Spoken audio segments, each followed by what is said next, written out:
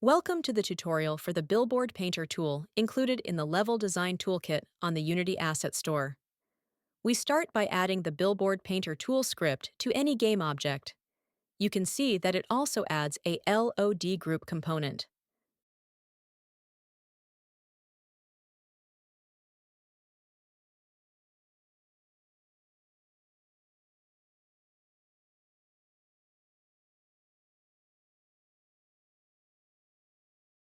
Make sure to enable the auto-update mode to see changes in real time.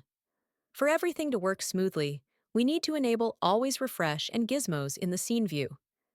You can change the size and strength of the brush by holding down Control and drag left or right mouse buttons.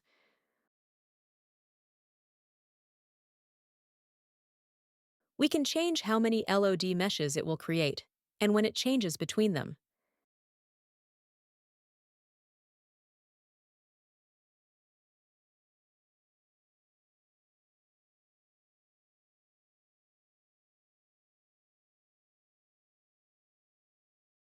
Make sure that you select a material in the properties of the tool instead of directly assigning it. Otherwise, it will overwrite it whenever you start painting.